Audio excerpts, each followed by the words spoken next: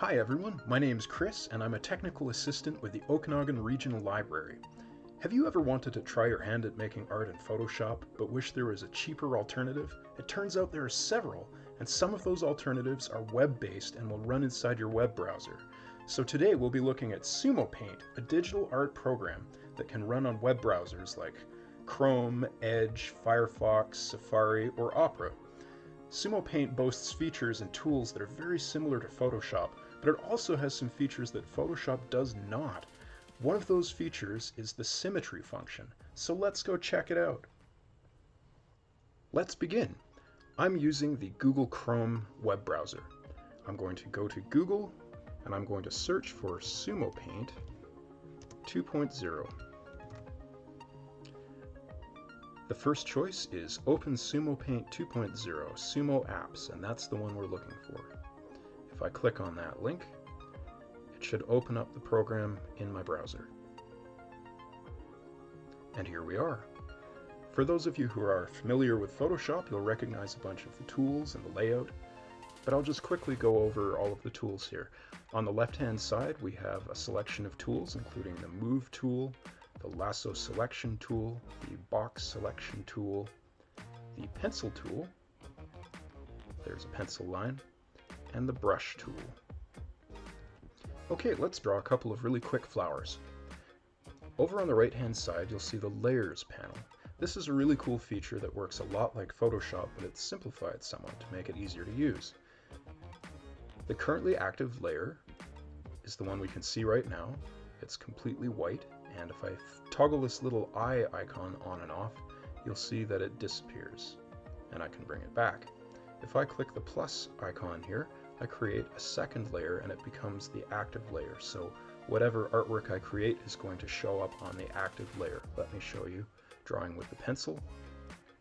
As you can see, that pencil mark is on the top layer, the active layer. And if I were to change the color and switch layers to the background layer, so layer 2, and make another mark, as you can see, that mark is showing up behind the mark that we've made on the uppermost layer. So this is a great way for separating your artwork out if you want to, say, keep your line work separate from your colors. This is something that comic book artists do all the time. I'm going to create another layer so that I have 3 to work with. I'm going to do my line work on the top and put some colors in the middle. So I've selected the uppermost layer, layer 6. Unfortunately, the Symmetry tool is not available with the pencil, so I'm going to have to switch to the paintbrush.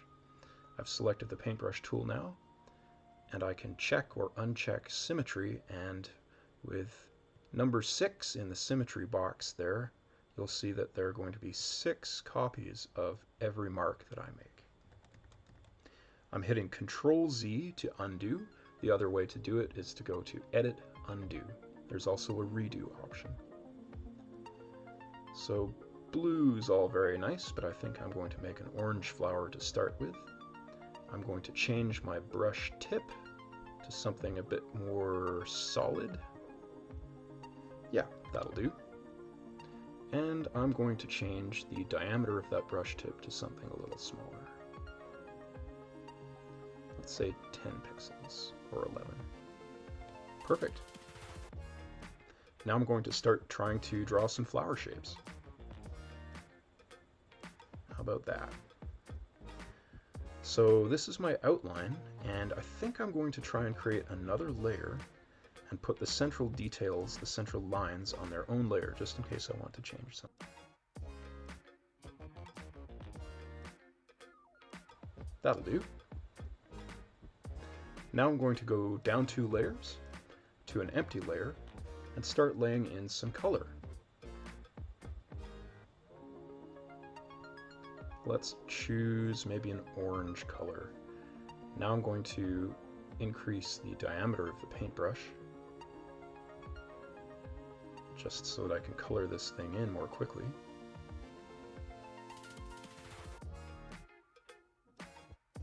I think I'm going to make the innermost part of this flower a bit lighter. That's something that's commonly seen in nature. You'll notice that it's easy to paint beyond the lines and start making a mess of this flower. So in order to lock my paintable area to just the color that we've laid down already, I'm going to go to this little gear icon on the lower right and select Pixels. You'll see a little blue selection line appear. That means that whatever I paint is going to get locked to a selection shaped just like the pixels on that layer. Let me show you what I mean. As you can see, even if I paint beyond the boundaries of this object, it clips everything back to the shape of our flower.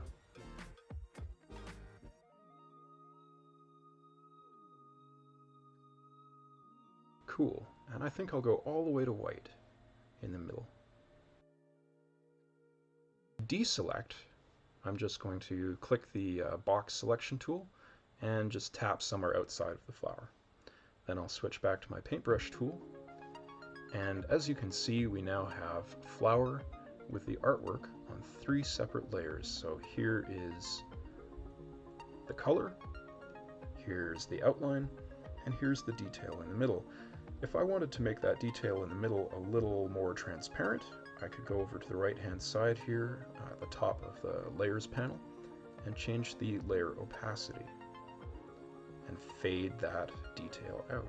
I think I'm going to deactivate the background, so I'm going to click on the eye icon and make the background disappear. So now my artwork is limited to this flower shape on a transparent background. And I think I'm going to save it like this. So I think I'm going to go File, and I have some options for saving. I can save it as a Sumo file, which will save my layers. I can save it to the cloud, or I can save a flattened image to my computer. I'm going to click Save to my computer. I'm going to pick a name for this file. I think I'll call it Flower1. Then I get to pick an image format. So I've got a PNG, a JPEG, or a GIF file. I think I'm going to choose a PNG file because PNG files support transparency, so it's going to save my image with a transparent background. This can come in handy later. If I want to use this flower as an overlay on something, I don't have to use any image editing software to delete the background before I use it. So I click Save. So let's create another flower. I'm going to go up to File, New Image. If it asks me if I want to save my old image, I'm just going to click No, and I get to pick the parameters of the new canvas that it's creating. I'm just going to leave it as the defaults. Click OK, and now I have another blank canvas to start painting on. Let's create another flower.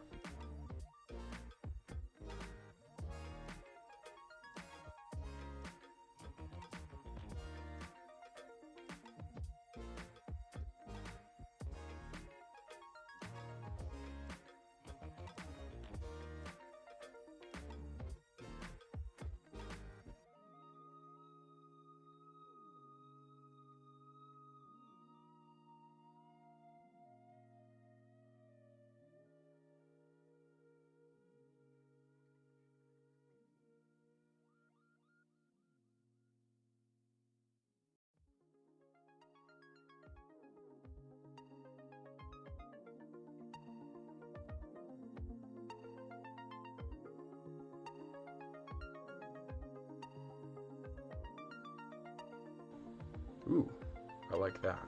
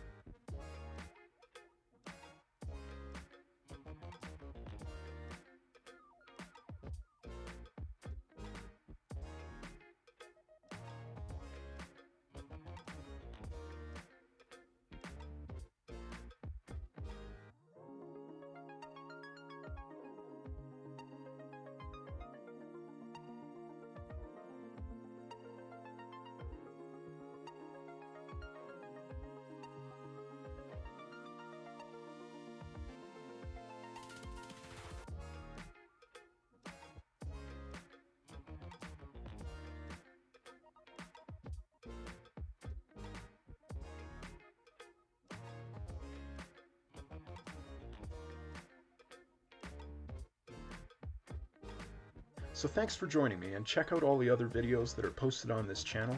Be sure to like, comment, and subscribe. Let us know what you're hoping to see. See you all next time.